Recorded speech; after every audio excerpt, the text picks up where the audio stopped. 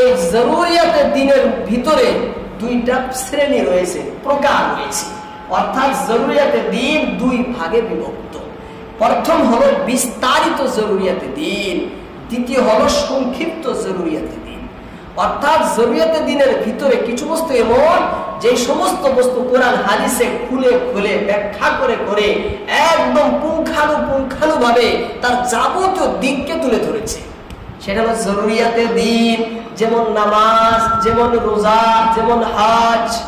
নামাজের জন্য ওযু করতে হবে, দাঁড়াতে হবে, কিয়াম, রুকু, যাবতীয় বস্তু এর ফারাইজ কি, সুনান কি, মুস্তাহাব্বাত কি, ওয়াজিবাত কি, মুফসিদাত কি, মাকরুহাত কি, সব কিছুই বিস্তারিত ভাবে লিপিবদ্ধ, দলিল সহ লিপিবদ্ধ আছে, তাহলে বিস্তারিত ভাবে আছে।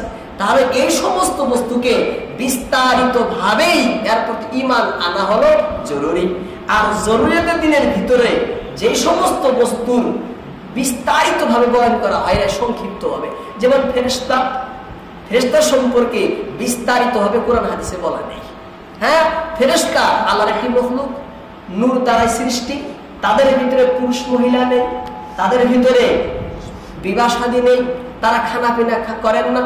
আল্লাহ যাদেরকে যে কাজের মধ্যে রাখছেন তারা সে কাজের মধ্যেই তারা নিয়োজিত, তাদেরকে যে কাজের ভিতরে আল্লাহ রাখছেন তারা সে কাজেই নিয়োজিত, তারা আল্লাহর নাফরমান করেন না, তারা একদম নিষ্পাপ নিষ্কলুষ, তারা মাসুম, কোনো গুনাহ তারা করেন না। এই যে ফেরেশতা, এর বাইরে বিস্তারিতভাবে ফেরেশতাদের বর্ণনা কোরআন হাদিসে নেই। তাহলে যে সমস্ত বস্তুকে বিস্তারিতভাবে বলা হয়েছে সেই সমস্ত বস্তুকে বিস্তারিতভাবে তার প্রতি মানা না, আর যে সমস্ত বস্তুকে সংক্ষিপ্ত বলা হয়েছে তার প্রতি সংক্ষিপ্ত ঈমান আনাই মূল জরুরিয়াতে দিনের ভিতরে।